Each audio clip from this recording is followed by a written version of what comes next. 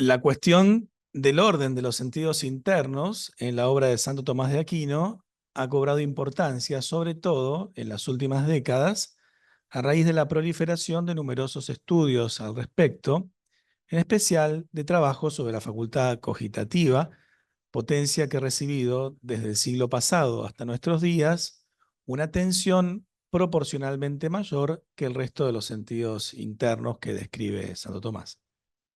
Nos parece que a partir de la lectura, que en algunos de estos trabajos se hace de la naturaleza y funciones de esta potencia interna de conocimiento, es posible colegir una determinada interpretación del orden que, en general, poseen los sentidos internos en el campo operativo y entitativo para Santo Tomás.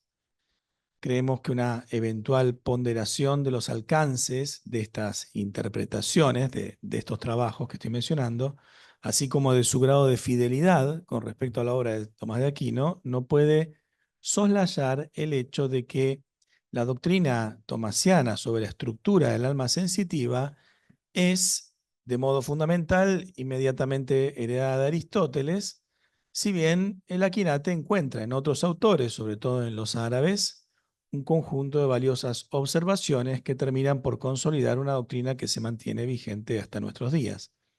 Resulta interesante estudiar esta herencia aristotélica cuando se tiene en cuenta que la distinción de los sentidos internos en la obra de Aristóteles no resulta totalmente clara y, de hecho, en la actualidad sigue siendo objeto de debate entre los especialistas.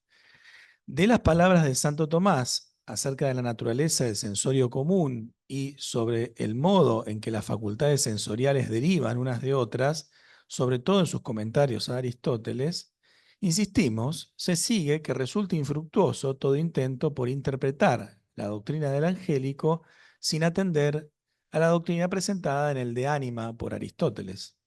Nos parece que el Estagirita, en esta obra, si bien identificó correctamente algunos de los objetos que permiten la distinción de los sentidos internos, no ha sido particularmente exhaustivo ni claro en este punto. De allí que sea especialmente difícil esclarecer el número exacto de estas potencias cuando se atiende al conjunto de su obra.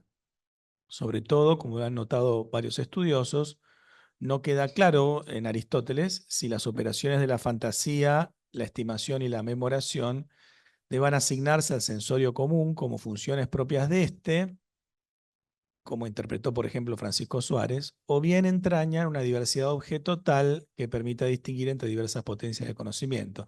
Más allá de esta importante cuestión, es un hecho que, sin embargo, fue particularmente claro en la identificación de las funciones sensitivas, estableciendo al menos una base suficiente no solamente para la identificación y numeración de los sentidos internos. Santo Tomás mismo lo reconoce esto en su comentario del De Anima, que es una tarea desarrollada más tarde por sus intérpretes medievales, árabes y latinos, sino también que sirvió a la doctrina de Aristóteles para el establecimiento de un orden entre las potencias inferiores. En lo que sigue, intentaré desentrañar la doctrina tomasiana acerca del ordenamiento entitativo y operativo de los sentidos internos, atendiendo a su concepción fundamentalmente aristotélica de la estructura del alma sensitiva. No es nuestra intención detallar los objetos y funciones de cada uno de los sentidos internos. Hay varios estudios al respecto a los cuales no se puede remitir. Me parece más adecuado comenzar estableciendo la doctrina aristotélica del movimiento de los animales. Los animales inferiores, para alcanzar sus fines propios, no necesitan más que el sensorio común y una imaginación confusa, porque no imaginan sino en presencia del objeto, es decir, no conocen lo ausente. Es decir, no necesitan percibir individualmente sus objetos, sino que les basta un conocimiento general de aquello que les conviene o les repugna, el cual adquieren mediante el sentido del tacto, que es el sentido común a todos los animales. Los animales inferiores no reaccionan frente a lo que es nocivo o conveniente para la especie, sino solo para el sentido, precisamente porque no tienen imaginación determinada. Por ello, no son capaces de estimar a distancia, o sea, prever los beneficios o perjuicios futuros. Santo Tomás dice que las hormigas, las abejas y otros insectos no pueden representarse lo que les ocurrirá en el futuro. La inmutación recibida en el sentido exterior no permanece en su alma y en consecuencia carecen de memoria. Por lo mismo, carecen en absoluto de experiencia. Los animales superiores, en cambio, para vivir la vida que les es propia, requieren de una imaginación determinada, o mejor dicho, una imaginación que pueda determinar con precisión a los objetos en su singularidad y no solo en general. De este modo, los animales superiores no reaccionan solo en general ante lo que les conviene o repugna, sino ante objetos individuales que tienen conveniencia o inconveniencia con respecto a la especie a la cual pertenecen. Esta determinación de la imaginación supone, por lo tanto, una capacidad para estimar singularmente la amistad o nocividad de los objetos, de la conveniencia o nocividad de los objetos, como así también una capacidad para recordarlo o para memorizarlos y traerlos al presente en ocasión de cada nueva aprehensión. Es decir, estos animales superiores necesitan de la estimativa y de la memoria como facultades derivadas de la imaginación y que complementan su operación, pues sólo de esta manera pueden tener movimiento progresivo de acercamiento o huida. En efecto, Santo Tomás dice que el animal superior requiere una captación de las intenciones que tienen las cosas y de su recuerdo para poder vivir la vida que les es propia, aspectos que no captan otros sentidos internos. Para lo primero está la estimativa, para lo segundo está la memoria. Desde la perspectiva aristotélica y tomasiana, la estimativa y la memoria son como una determinación de la imaginación requeridas para captar el objeto con una concreción mayor. En este sentido, el Aquinate dice que la estimativa es como el intelecto práctico y la imaginación es como el intelecto teórico, es una analogía que hace. La estimativa es como el intelecto práctico en el sentido de que su operación es causa inmediata del movimiento del apetito sensitivo. Si se tiene en cuenta también analógicamente, por supuesto, que el intelecto se da de un en el intelecto se da un conocimiento de lo indeterminado a lo determinado conforme se va alcanzando mayor perfección, la estimativa y la memoria deben ser consideradas como potencias propias del animal superior, porque alcanzan una concreción mayor. Profundicemos aún más en esta derivación de las potencias, en la medida en que, como enseñó Aristóteles, la inmutación del sentido en los animales superiores perdura en el alma en ausencia de la sensación. Para Santo Tomás, la imaginación determinada conlleva la aparición de la estimativa y la memoria. La inmutación recibida en los sentidos propios y en el sensorio común permanece en el alma, haciendo que esta pasión se represente y se conserve en la imaginación a modo de fantasma. Por ello, la imaginación puede entenderse como una pasión del sensorio común. Para Aristóteles, de hecho, la imaginación surge como un derivado del sensorio común en cuanto se encuentra en acto. Dicho de otra manera, en el animal superior, el objeto no se pierde una vez que se retira el estímulo exterior, sino que permanece su impresión en el alma, la cual se traslada a los sentidos superiores. Esto permite que otros aspectos que no son captados por el sensorio común o los sentidos externos puedan ser aprendidos por facultades derivadas del sensorio común. El sensorio común es, según la doctrina aristotélica que sigue Santo Tomás, la raíz, la fuente de toda la sensibilidad.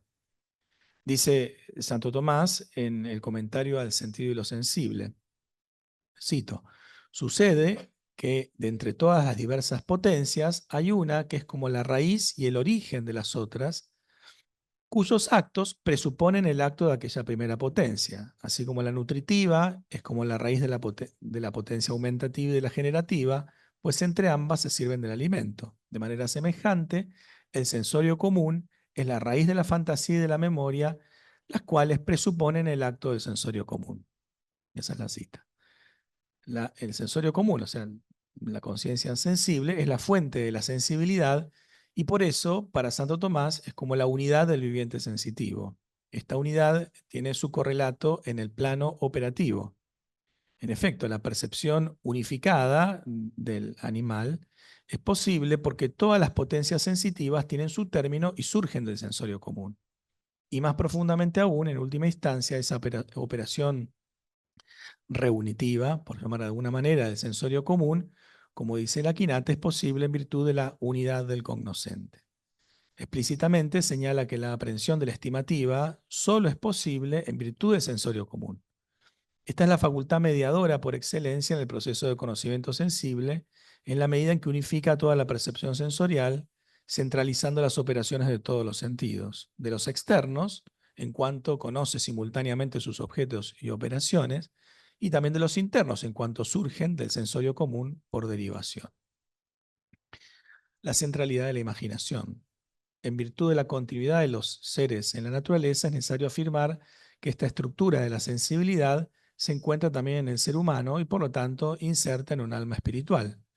De así que también en él se encuentre este ordenamiento entitativo y operativo de los sentidos. En el hombre, al igual que en el animal, la inmutación del sentido debe seguir el orden ascendente, desde los sentidos externos al sensorio común, de allí a la imaginación y luego a las facultades derivadas, la estimativa y la memoria.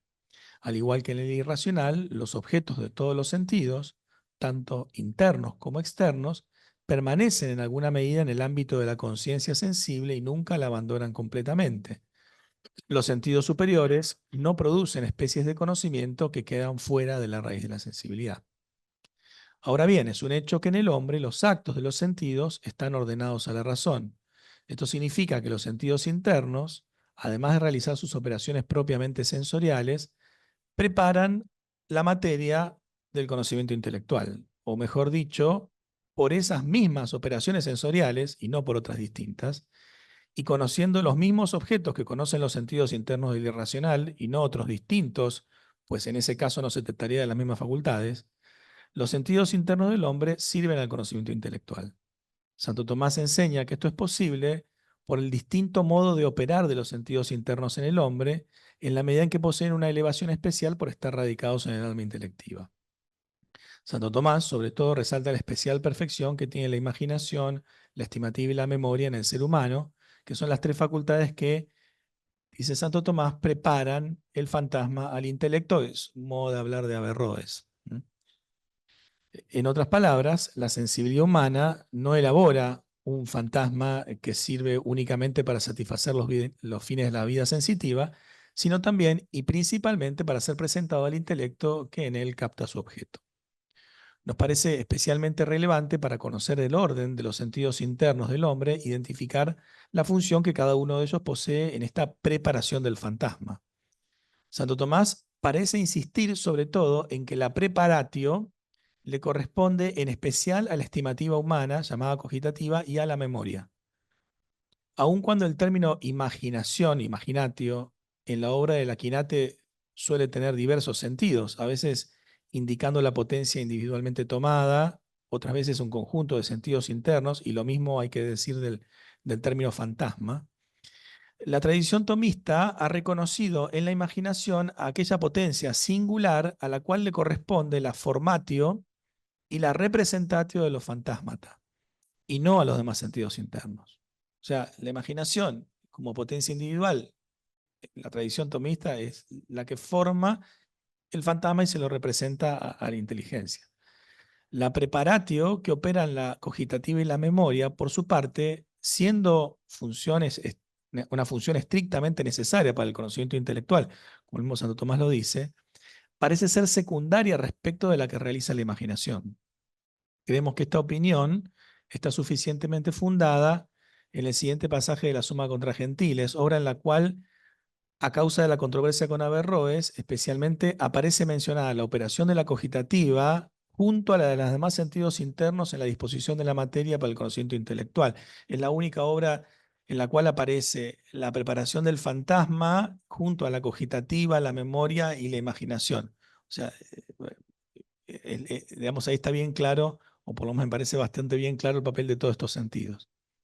Dice Santo Tomás: el entender, aunque no es una operación ejercida mediante un órgano corpóreo, sin embargo, tiene por objeto los fantasmas que están relacionados con el entender como los colores lo están con la vista.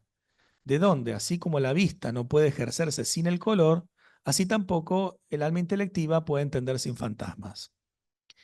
El alma necesita también, etiam, también, para entender de algunas potencias que preparen los fantasmas para que sean inteligibles en acto, a saber, la potencia cogitativa y la memorativa, de las cuales consta que, como son actos de algunos órganos corporales por los que obran, no pueden permanecer después de desaparecido el cuerpo. A mi juicio, con claridad, aquí la operación de la cogitativa y la memoria aparecen no formando los fantasmas, sino más bien haciéndolos inteligibles en acto. Es decir, la preparación que realizan estas potencias complementa la formación que ejerce la imaginación. Y así como la imaginación se ordena la operación intelectual, realizando la operación propia que le corresponde por ser tal facultad, así también la cogitativa hace inteligible en acto la especie de la fantasía por la aprehensión del intentio y la memoria por su atesoramiento y recuerdo del intentio particular, ¿no? La centralidad de la imaginación en este ascenso de las formas desde los sentidos externos a la inteligencia en el ámbito operativo resulta coherente con la mencionada doctrina aristotélica de la estructura del alma sensitiva, es decir, del modo en que proceden unos sentidos de otro desde la raíz de la sensibilidad. La imaginación es el sentido común en acto y por lo tanto es la facultad encargada de representarle a la inteligencia sus objetos. Esto lo dice Santo Tomás explícitamente en la cuestión 15, en el artículo 2 de las cuestiones sobre la verdad. Dice, hay que decir que también en la parte sensitiva hay una única potencia, dice aliqua potentia una, o sea, se está refiriendo a una potencia individualmente tomada, que tiene diversas funciones. Esto es la imaginación, cuya función es conservar las cosas que los sentidos reciben y representarlas de nuevo al entendimiento. El lugar especial, por tanto, en que la razón toma contacto con la sensibilidad es la imaginación tomada como potencia individual, es decir, el sensorio común en acto. La aceptación de esta doctrina se facilita cuando se tiene en cuenta que, según Santo Tomás, la operación intelectual supone un entrar en contacto la razón con la sensibilidad mediante una iluminación de los sentidos en su raíz o fuente. Esa luz se extiende desde la conciencia sensible en acto a las facultades sensitivas superiores, atrayendo de este modo las especies sensibles hacia su origen y simultáneamente, en orden al conocimiento del singular, en el acto de la conversión, la razón, dice Santo Tomás, vuelve a considerar su acto y la especie inteligible que es el principio de su operación y el origen de esa misma especie. El origen de esa especie es el fantasma de la imaginación. Ahora bien, esa reflexión no se detiene allí, sino que se despliega por la sensibilidad respetando el orden generativo de las facultades y por eso, asimismo, Santo Tomás expresa que esta reflexión no puede completarse sino por la adición de la potencia cogitativa y de la imaginativa. Consideraciones finales. La mención que hace la Quinate de la cogitativa junto a la imaginación, la memoria no aparece acá mencionada, pero la menciona en otros lugares, en el texto que acabamos de citar, resulta particularmente importante, toda vez que, de acuerdo con la opinión de algunos intérpretes de las últimas décadas, bastaría únicamente con la reflexión sobre la cogitativa para que el intelecto pueda conocer su objeto. Los fundamentos nociológicos y psicológicos de esta posición no puedo presentarlos aquí en el marco de esta intervención. Me limito únicamente a realizar algunas consideraciones que pueden servir de orientación. Me parece evidente que el único modo en que la inteligencia necesitara reflexionar sobre una única potencia sensitiva con prescindencia de las demás, sería en el caso de que un sentido interno fuera capaz de producir una especie de conocimiento de naturaleza tal que contuviera toda la materia del conocimiento intelectual. Para que esto fuera posible, se necesitaría que esa sola facultad realice todas las funciones sensitivas. Pero esto lo niega Santo Tomás cuando señala que la eficacia del conocimiento sensible es inferior al del conocimiento intelectual, pues la inteligencia capta el contenido inteligible, forma la especie expresa, la atesora, la trae al presente, etc. Lo cual no puede hacer el sentido, cuyas funciones se encuentran repartidas entre varias potencias.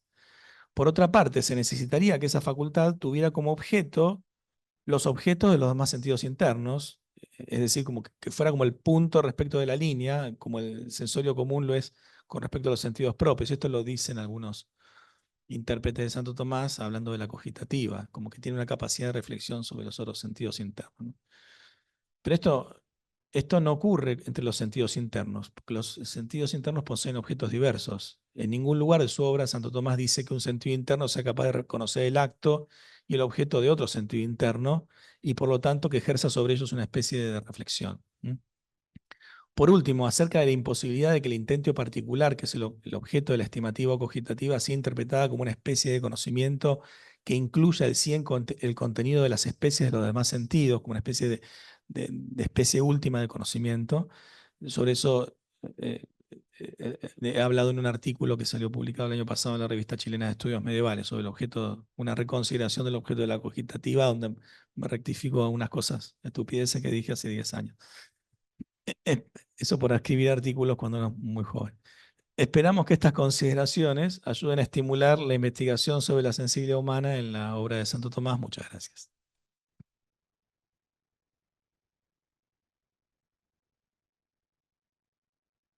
Bueno, como ven, el doctor Pusalski es un gran filósofo, ¿no? Sí.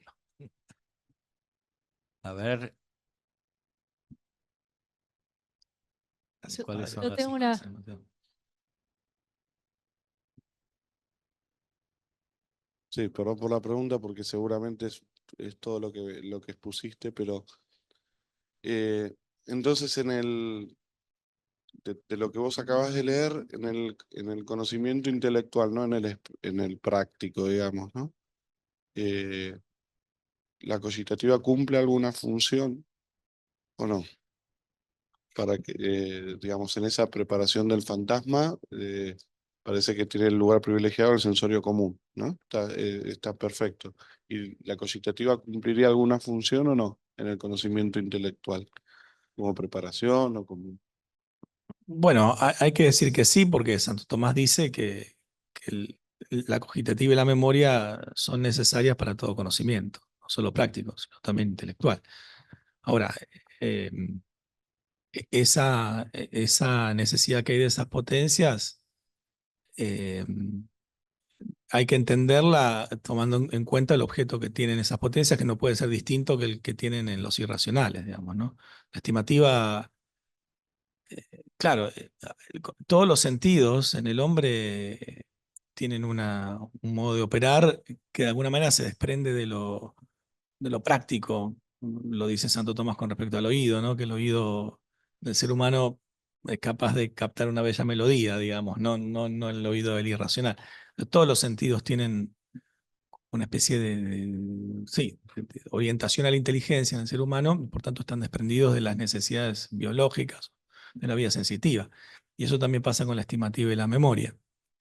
Entonces, Santo Tomás, claro, cuando compara la estimativa del animal con la cogitativa del hombre, que lo hace en la hay un pasaje bastante conocido que es en el libro, en el comentario al de Ánima, ¿sí? La lectio 13 del segundo libro.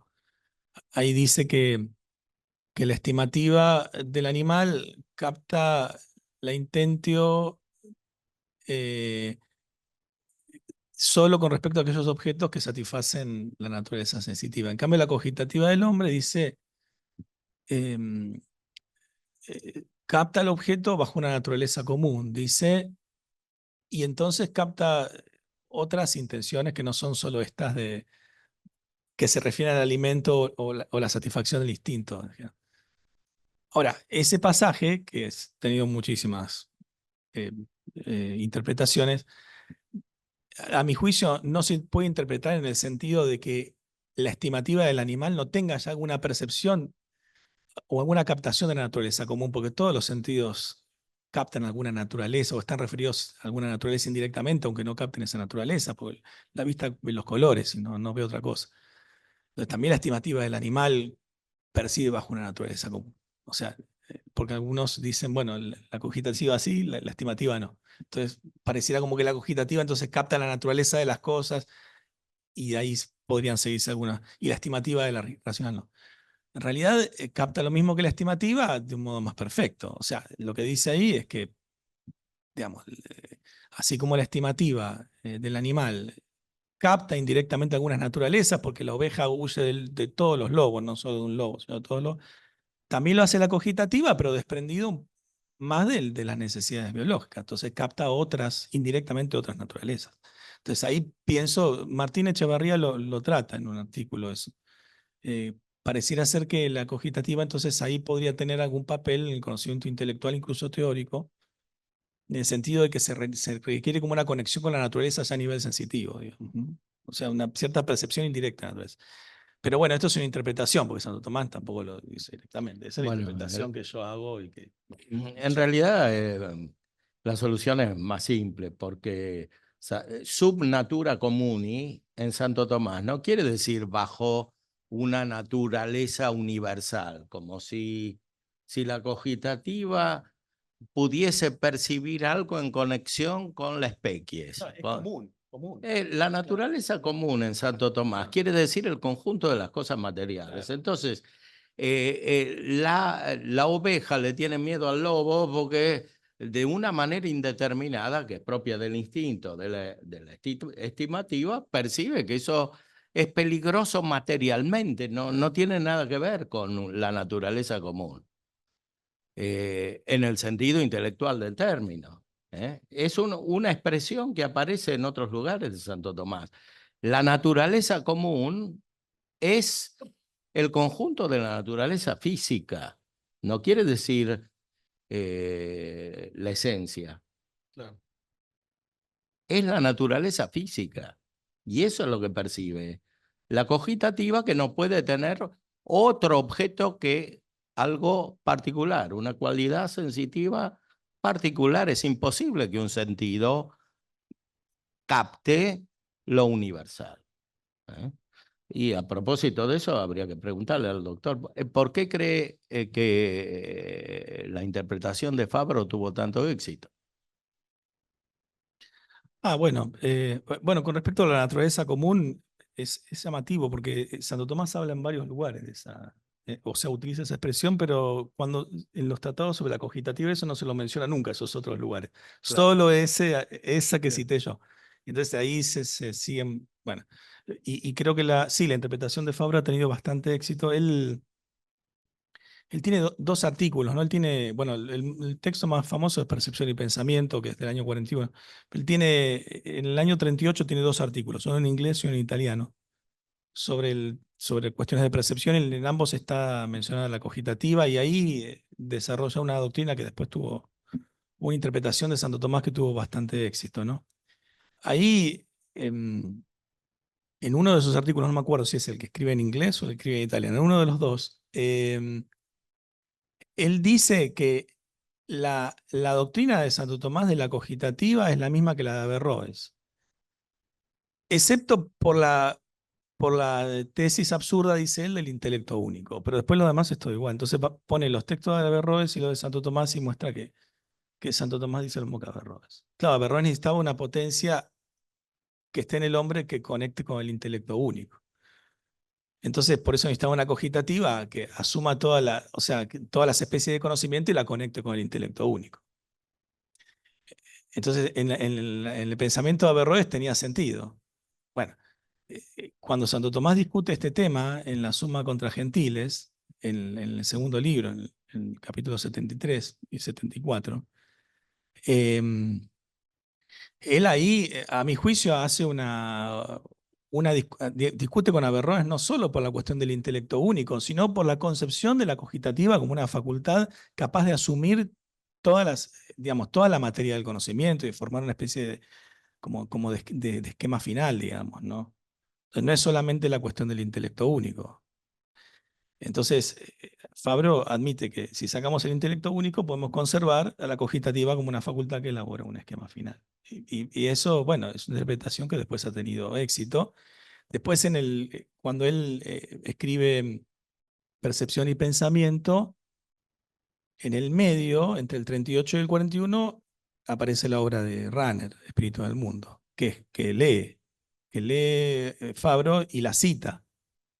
En esa obra, Rahner habla de la cogitativa en el sentido de una extensión del espíritu. O sea, es una facultad que le permite a Rahner elaborar una teoría, sí, una doctrina de los sentidos como absorbidos en la inteligencia, ¿no? Bueno, las raíces idealistas de esto no se las pueden desarrollar ustedes, pero No, y el doctor, el padre Mercant el padre Simón. Mercón, claro, que de esto es especialista. Entonces, después en el año 41, cuando escribe Fabro, vuelve a explicar su doctrina de Averroes y a poner los textos de Santo Tomás diciendo que dice lo mismo que Averroes, pero además dice los presupuestos metafísicos y nociológicos de esta doctrina los expuso suficientemente Rahner en el libro Espíritu del Mundo, y a él nos remitimos y lo aceptamos completamente.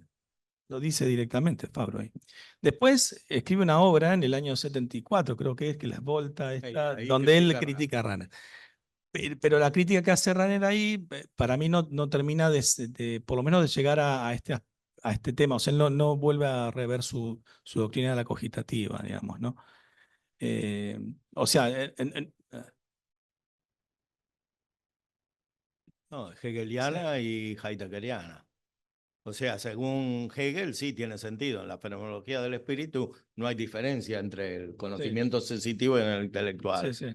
O sea, el conocimiento sensitivo es simplemente el conocimiento intelectual no todavía suficientemente autoconsciente. Exacto, sí. O sea, no quiero decir que haya sido Rahner el que le presentó, o sea, que fue la ocasión para que Fabro desarrollara esta doctrina, es anterior, pero en Rahner encontró como una excusa, digamos, un apoyo más para lo que él ya venía diciendo, digamos, ¿no? Bueno, Fabro, que es un gran tomista, por supuesto, en otras cosas, pero bueno, en este punto, ya que me lo preguntan, lo digo, pero bueno. Bueno, el proyecto que tengo adelante, que llevo adelante en estos 3 años, que empezó este año, es de postdoctoral, es sobre la experiencia de la percepción sensible en los tomistas del siglo XX. Así que bueno, esperemos tener éxito en eso. Sí, Hernán, Hernán, bueno, qué alegría verte después de Una tanto alegría, tiempo. una alegría. Te agradezco mucho, clarísima tu exposición y muy interesante, así que te felicito.